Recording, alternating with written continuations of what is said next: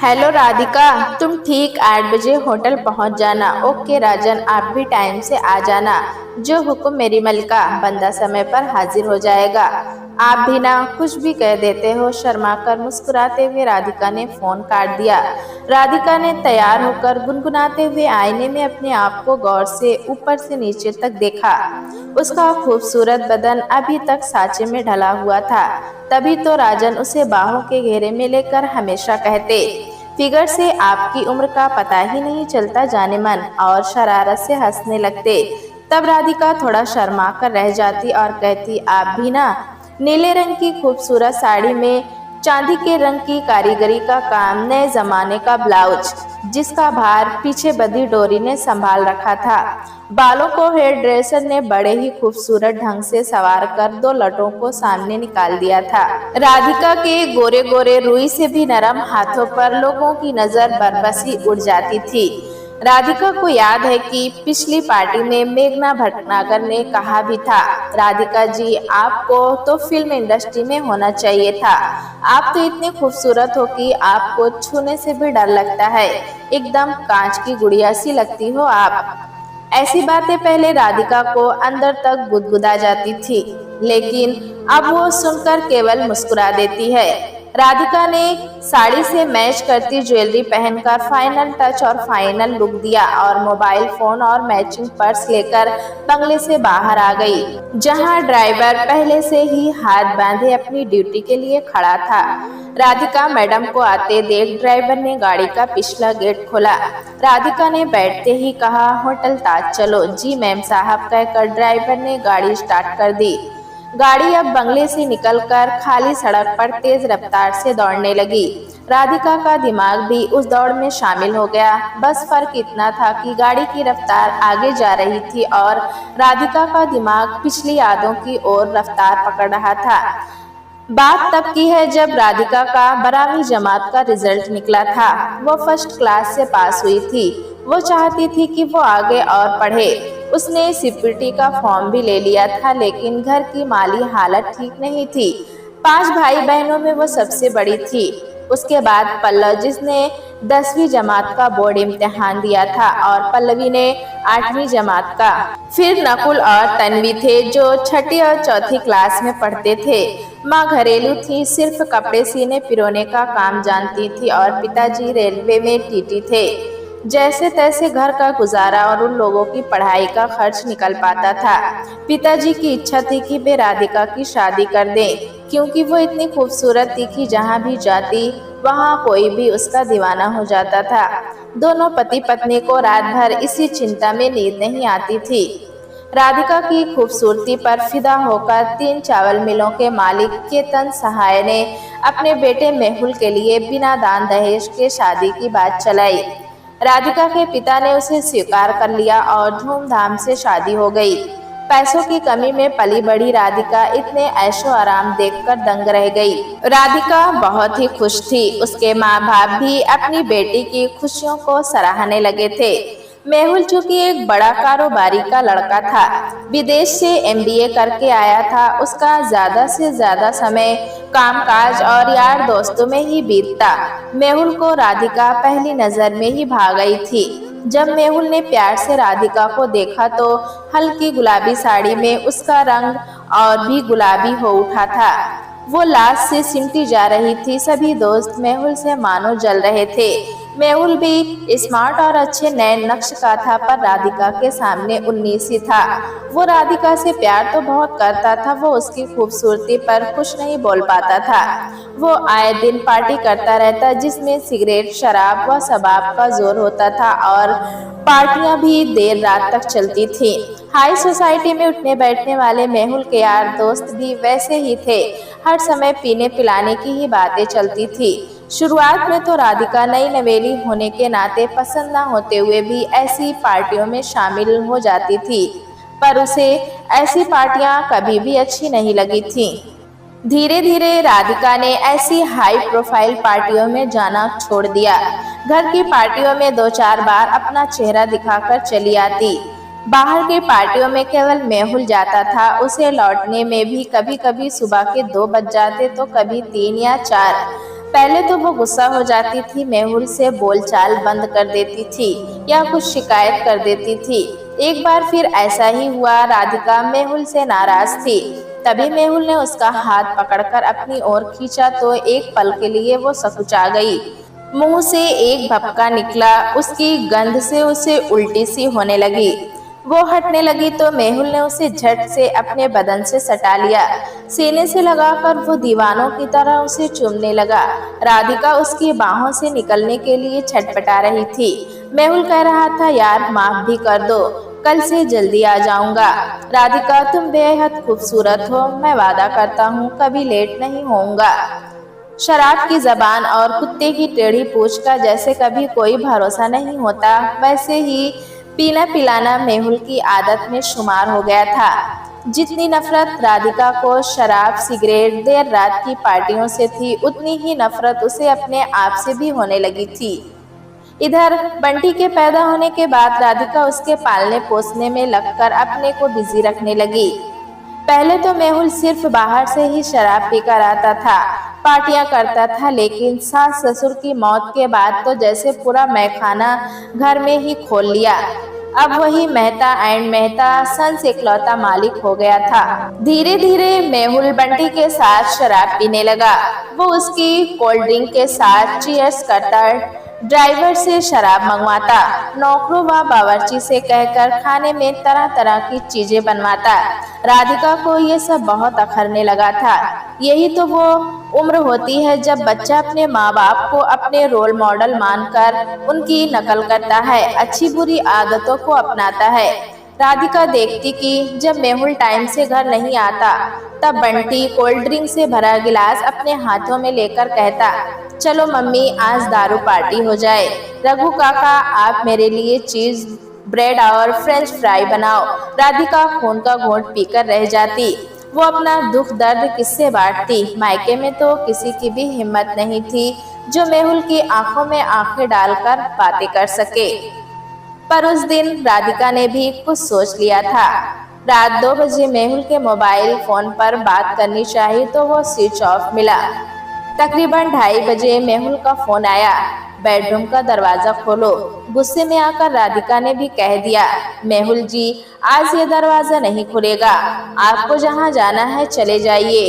रोज रोज आपकी देर से शराब पीकर आने की आदत से मैं तंग आ गई हूँ। इससे बंटी पर भी गलत असर पड़ता है।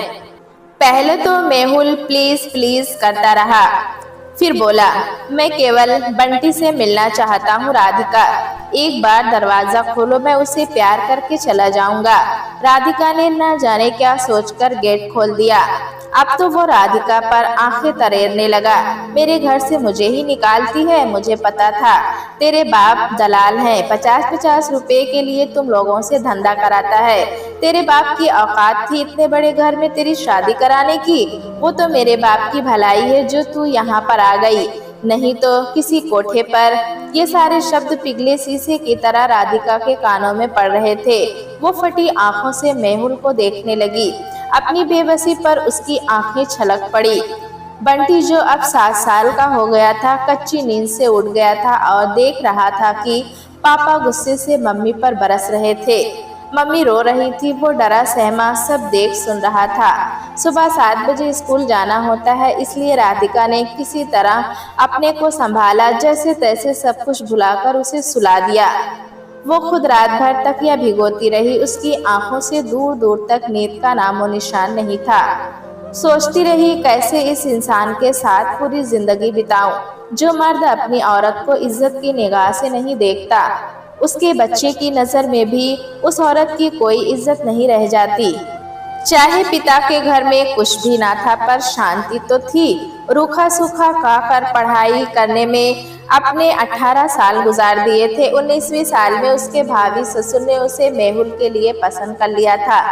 उसकी बेमिसाल खूबसूरती ही आज उसके लिए शाप बन गई। कॉलेज में बहुत से लड़के राधिका को अपनी गर्लफ्रेंड बनाना चाहते, पर उसे सिर्फ पढ़ाई से ही सरोकार था। शायद इसीलिए किसी लड़के की उससे बात करने की हिम्मत न होती थी। वो कॉलेज में हॉट लिस्ट के नाम से मशहूर थी। घर में काम के सिलसिले से जुड़े कई लोग मेहुल से मिलने आते थे। एक सुबह डोरबेल की आवाज पर राधिका ने अनमनी सी होकर खुद दरवाजा खोला। सामने एक 30 से 32 साल नौजवान को अपनी ओर एकटक निहारते पाया। आंखें चार हुई, पता नहीं राधिका को क्या हुआ। उस गर्माहट को वो सह ना सकी और तुरंत वहां से हट गई। कारोबार से जुड़े लोगों में से वो भी एक था। वो बुझी बुझी सी अपने काम में लग गई। अक्सर लोग बाहर से भी आते ही रहते थे।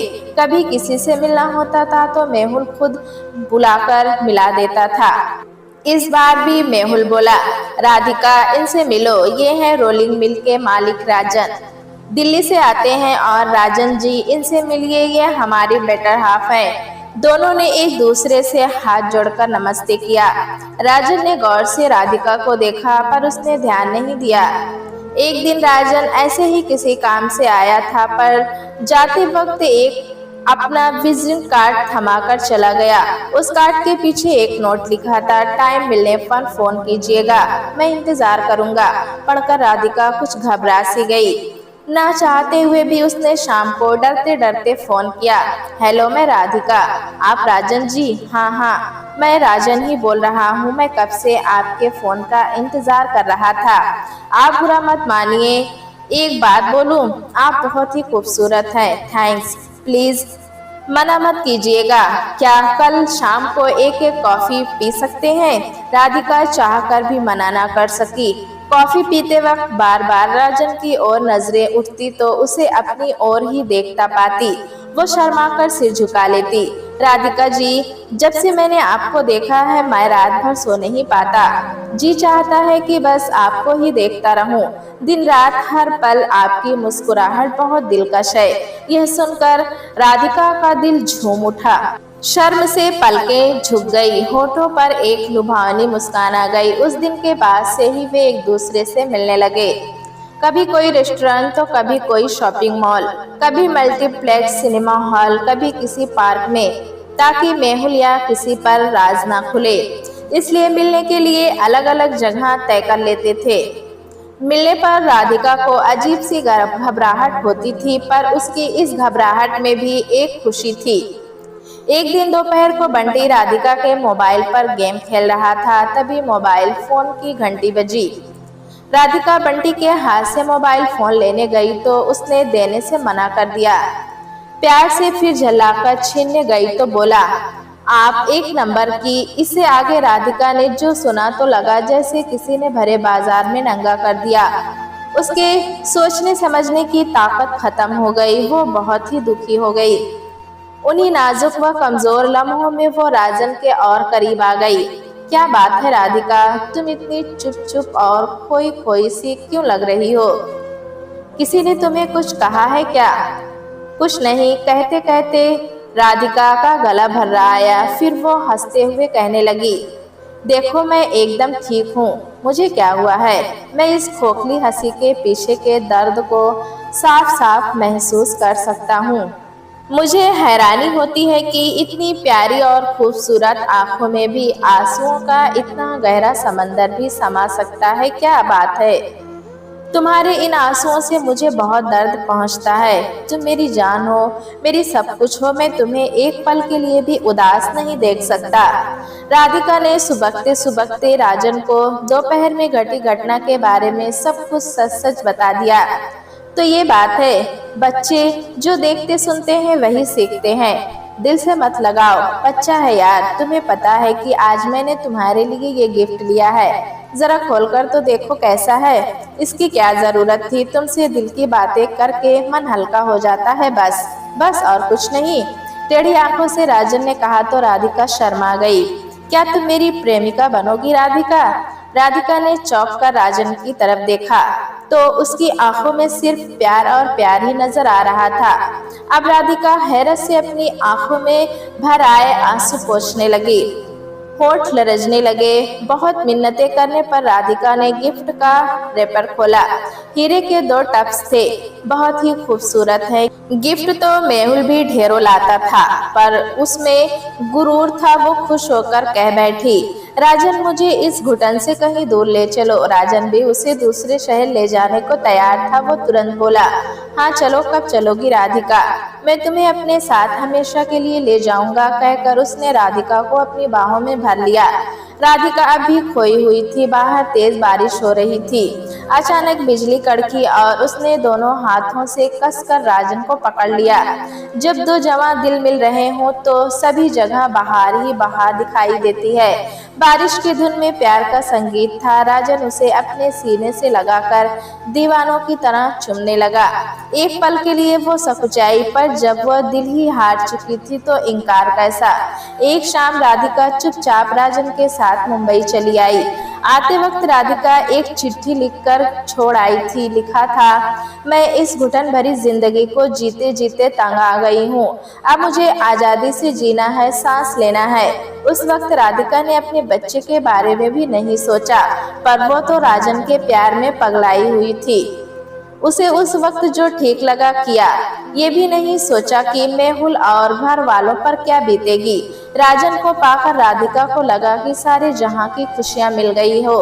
उन लोगों ने 2 से 4 महीने विदेश में ही बिता दिए। वापस आकर राजन अपना मुंबई का कारोबार संभालने में लग गया और राधिका का अपने फ्लैट को सजाने संवारने में जुट गई। दिन रात ख्वाबों जैसे बीत रहे थे। राधिका को कभी बंटी की याद आती तो दिल में कुछ चटक जाता, गले में कुछ फांस जैसा अटक जाता था, लेकिन वो अपने सिर को झटक देती और दिल को बच्चे की तरह झुनझुना पकड़ाकर समझा लेती थी। राधिका व राजन अक्सर होटलों में ही डिनर लेते थे। वहां जो भी राधिका को देखता उसे बस देखता ही रह जाता। राजन ने राधिका के लिए काफी मॉडर्न कपड़े खरीदे थे। बहुत ही नानुकुर के बाद वह उन्हें पहनती थी। अरे बाबा, यही तो आजकल का फैशन है, चलो बेबी पहनो। जल्दी से रेड ड्रेस पहनकर आ जाओ, मैं बाहर कार में तुम्हारा इंतजार कर रहा हूँ। देखो तो सही मेरी जान, इन कपड़ों में कैसी लगती है। थोड़ा घबराते हुए राधिका ने वो ड्रेस पहनी। जब उसने खुद को आईने में देखा तो अपने बदले लुक और जचते कपड़ों के साथ बढ़ती दोगुनी खूबसूरती पर यकीन नहीं हुआ। देर होने पर राजन खुद ही बेडरूम में चला आया। जब राधिका को लाल रंग की ड्रेस में देखा तो देखता ही रह गया। हाय स्वीटहार्ट, क्या हॉट लग रही हो, अब तो मैं तुम्हें खा जाऊंगा। राधिका के गाल शर्म से और भी गुलाबी हो गए। डिनर करते वक्त कितने लोगों ने पलट पलट कर ललचाई नजरों से देखा तो राधिका घबरा सी गई। उस ड्रेस में असहज उठी और पर धीरे धीरे उसे ऐसे कपड़े पहनने की आदत हो गई।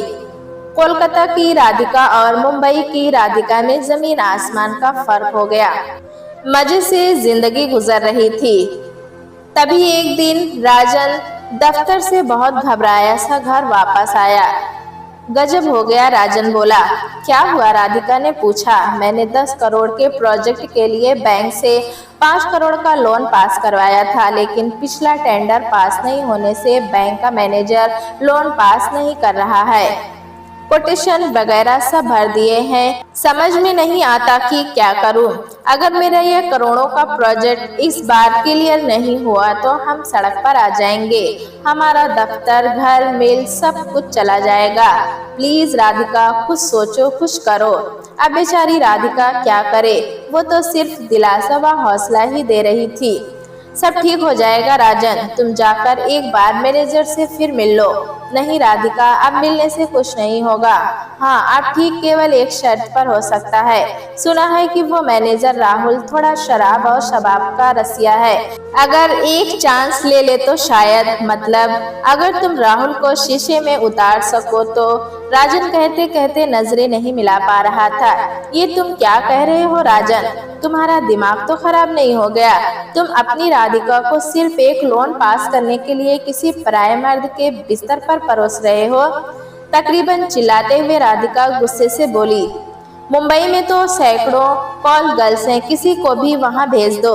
राधिका, मुझे माफ कर दो, कहकर राजन ने राधिका की ओर प्यार से हाथ बढ़ाया।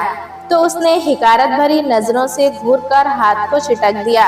राजन अपनी सफाई में कह रहा था, राधिका मुझे ये कहना तो नहीं चाहिए था, पर मैं किसी कॉल गर्ल्स पर एकदम से भरोसा नहीं कर सकता।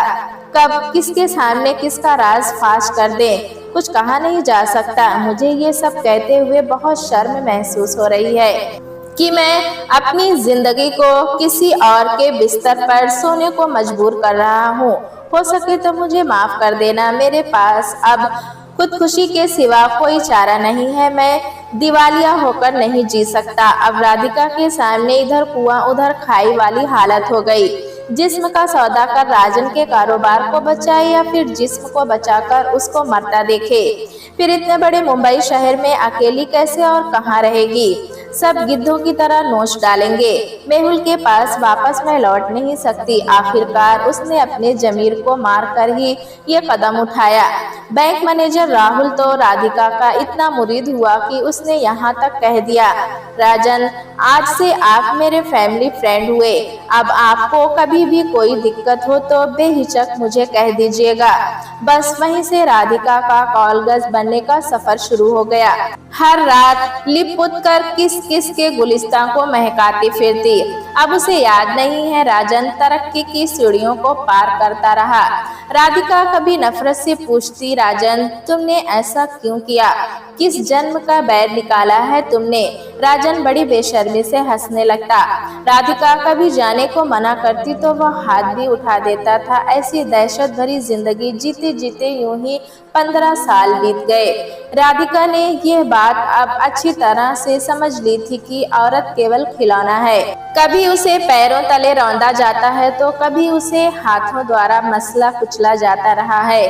उसने राजन की चिकनी चुपड़ी बातों में आकर अपना बसा बसाया घर उजाड़ दिया।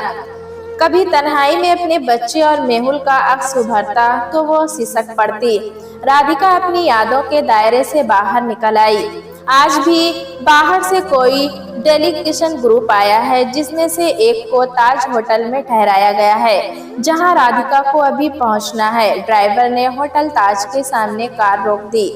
इठलाती लहराती राधिका मैनेजर से रूम नंबर पूछकर चल पड़ी। उसने 205 नंबर रूम खटखटाया। अंदर से आवाज आई, कमिंग। दरवाजा बंद नहीं था, केवल ढलका हुआ था। हाथ लगते ही खुल गया। सामने फोन पर झुका कोई नौजवान रिसेप्शन पे बात कर रहा था और एक 40 से 45 का रसिया किस्म का आदमी साथ खड़ा उसे समझा रहा था। हाथ के इशारों से सामने पड़े सोफे पर राधिका को बैठने को कहा और बोला, आप जरा बैठिए। बंटी, रिसेप्शन में कुछ ऑर्डर देना मेरे व मैडम के लिए। तुम तो कोल्ड ड्रिंक लेते हो, पर मैं और मैडम पनीर पकौड़ा और बेस कबाब लेंगे और विस्की लेंगे, थैंक्स। तभी वो नौजवान राधिका की तरफ मुड़ा। उसे देखकर राधिका कांप उठी। वो वहाँ एक पल भी रुक नहीं पाई, उल्टे पैरों लौट गई और वह आदमी हेलो हेलो मैडम कहता ही रह गया। वो नौजवान भी हैरान खड़ा रह गया। राधिका अपनी नजरों में तो गिर ही चुकी थी, आज वो सरे बाजार नंगी भी हो गई। उसके झूठे सपनों का महल तहस नहस हो गया। उसकी ऐसी भयानक तस्वीर देख राधिका ने अपने दोनों कानों पर हथेलियां रखी। राधिका बहुत जोर से चीखी। नहीं, उसकी हिचकियां बंधने लगी। घर पर आवाज सुनकर सभी नौकर नौकरानियां मैडम राधिका के कमरे में आ गए। देखा कि मैडम ने गुस्से में मेकअप का सारा सामान जमीन पर फेंक दिया है, ड्रेसिंग का आईना तोड़ दिया है। वे सब डर कर कमरे से बाहर चले गए। राजन से उसे जितना प्यार था, आज उससे भी ज्यादा नफरत हो रही थी। उसके मासूम और खूबसूरत मुखड़े पर परेशानी की लकीरें खिंच गई। उसकी आंखों से आंसुओं की धारा बह निकली। कभी सोचा ना था कि उसका अतीत ऐसे शर्मनाक रूप से वर्तमान में सामने आएगा। उसने अपना सिर बेड के किनारे पर जोर से दे मारा। वो दो मर्दों द्वारा छली गई। एक ने उसके वजूद को पैरों तले रौंदा तो दूसरे ने उसके जिस्म को इस्तेमाल करने का जरिया बनाया। पहले अपने लिए, फिर पैसों के लिए। खुद ने भी नोचा खसोटा और दूसरों से भी नुचवा ही रहा है। आज राधिका शावर में घंटों खड़े होकर अपने को भिगोती रही। बरसों से मन पर पड़े मैल की परतों को साबुन से रगड़ रगड़ कर साफ करती रही। उसे आईने में अपने आप को देखने में भी डर लग रहा था। राधिका ने उस रात अपने आप को बेडरूम में कैद कर लिया। कितनी बार दरवाजे पर दस्तक हुई, राजन की आवाज आ रही थी, जानू दरवाजा खोलो, मैं तुम्हारा राजन। नींद आ गई होगी, शायद थकी हुई हो।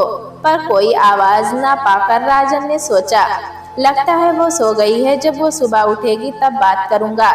दरवाजे को जोर जोर से खटखटाने से राधिका की नींद टूटी। कब वो सोई उसे उसका एहसास ही नहीं हुआ। हड़बड़ा कर वो उठी और दरवाजा खोला। अरे रात में कैसे बेसुध सो गई थी तुम? तुम्हें मेरा भी ख्याल नहीं आया और तुमने खाना भी नहीं खाया। डिनर के लिए कितना दरवाजा खटखटाया पर तुमने दरवाजा खोला ही नहीं। क्या हुआ मेरी जान?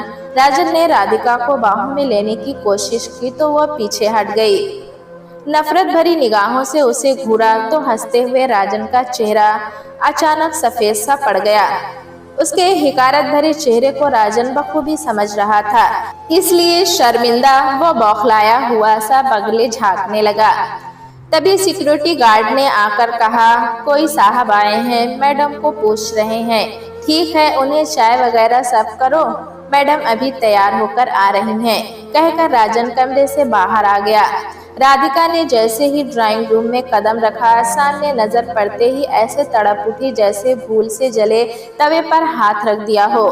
वो घबरा कर वापस जाने लगी। तभी उसके कानों में अमृत घोलती एक आवाज गूंजी, मम्मी मैं आपका बंटी, आपको कहाँ कहाँ नहीं ढूंढा हमने, आखिरकार आप मिल ही गईं। इतना कहकर वो राधिका से लिपटकर फूट फूट कर रोने लगा। बंटी रोते रोते ही कहने लगा, मम्मी आपके बगैर पापा ने भी अपनी कैसी हालत बना ली है। कितने साल बीत गए आपके बगैर जीते हुए, अब मैं एक पल भी आपके बगैर नहीं रह सकता। प्लीज मम्मी घर लौट चलो, आपको लिए बगैर मैं यहाँ से नहीं जाऊंगा। जब होटल में राधिका ने बंटी को देखा जो बिल्कुल मेहुल की शक्ल पाए हुए था, उसे लगा कि उसने ममता के रिश्तों में भी तेजाब घोल दिया। अगर उसकी शक्ल हूबहू ना होती तो उसके आगे वो नहीं सोच पाई। उधर राधिका जब मेहुल को छोड़कर चली गई तब वो एकदम टूट सा गया था। वो उसे बहुत प्यार करता था। निराशा व हताशा से बेहाल मेहुल ने सारा कारोबार समेटा और बेंगलुरु की किसी अनाम जगह पर चला गया। अब वो अपने बेटे बंटी के लिए जी रहा था। सुबह उसे तैयार करके स्कूल भेजता, फिर अपने दफ्तर जाता, जल्दी काम निपटाकर वो फिर घर लौट आता। धीरे धीरे सारे काम घर में मोबाइल फोन से ही करने लगा। बंटी को भी पापा का ढेर सारा प्यार पाकर लगा कि जैसे अपनी मम्मी को भूलने लगा है, पर वो भूला नहीं था। कभी कभी बंटी पूछ ही बैठता, पापा मम्मी कहाँ गई हैं? तब मेहुल की बेबसी से आंखें भर आती। फिर मासूम बंटी को सीने से लगाकर रो पड़ता। उसने सोचा कि ढूंढा तो उसे जाता है जो खो जाता है, जो खुद ही छिप गया हो उसे ढूंढकर क्यों परेशान करूं। जैसे ही बंटी बड़ा हुआ उसका भी MBA का कोर्स अभी अभी पूरा हुआ था। वो अपनी मम्मी की तलाश में लगा। वो पापा मेहुल को सेमिनार है बोलकर कोलकाता गया, जहाँ पहले मम्मी पापा के साथ रहता था। बचपन में वहीं से पता चला कि मम्मी मुंबई में है, शायद तभी से वो मुंबई आकर तलाश करने लगा। एक दिन एक होटल में उसने राजन के साथ राधिका को देखा। वहां से सारी जानकारी हासिल की, फिर अपनी मम्मी से मिलने का प्लान बनाया और कुछ तो समझ में नहीं आया कि कैसे मिले। वो राधिका को शर्मिंदा नहीं करना चाहता था और कोई चारा भी तो नहीं था उसके पास। लेकिन अफसोस मेहुल का हमशक्ल होने से बाजी पलट गई। उसकी सूरत देखते ही राधिका लौट गई। वो तुरंत पहचान जो गई थी, मम्मी मेरी सूरत देखकर आप मुझे तुरंत पहचान गई और आप लौट गईं। मम्मी मेरा इरादा आपको परेशान करने का नहीं था। पापा भी आपके जाने के बाद एकदम टूट से गए हैं। वे तिल तिल कर मर रहे हैं। मैं उन्हें ऐसे घुटते तड़पते नहीं देख सकता था। उन्हें भी अपनी गलतियों का एहसास हो गया है। वैसे वे मुझ पर जताते नहीं हैं कि वे दुखी हैं। मैं जानता हूँ कि पापा आपको बहुत प्यार करते हैं और आपके बगैर अकेले जी रहे हैं। वे भी मेरे साथ आए हैं, बाहर खड़े हैं। एक ही जगह मूर्ति सी खड़ी राधिका किस मुंह से मेहुल के सामने जाती। उसे नजरें मिलाती। उसने बेजान थके हाथों से बंटी को अपने से अलग किया। उसकी आंखें पथरा सी गई थी, लग रहा था कि उन आंखों में भावनाएं नहीं है। इतने में मेहुल भी भीतर आ गया। कितना बीमार, थका थका, लाचार सा लग रहा था। राधिका के दिल में कुछ टूटने पिघलने लगा। मन दर्द से भर उठा। मेहुल का क्या कसूर, पर वो इस कलंकित देह के साथ कैसे आगे बढ़ती। राजन तो मेहुल को देखकर शर्म से पानी पानी हुए जा रहा था। दोस्त होकर पीठ में छुरा घोंपने का अपराध जो किया था, इसलिए नजरें न मिलाकर एक ओर सिर झुकाए खड़ा रहा।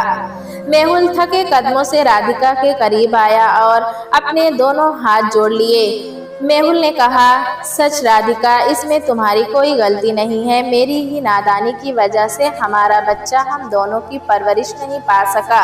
लेकिन अभी भी देर नहीं हुई है। हम दोनों मिलकर अब भी अपने बेटे बंटी को अच्छे संस्कार देंगे। उसे कारोबार में फलता फूलता देखेंगे।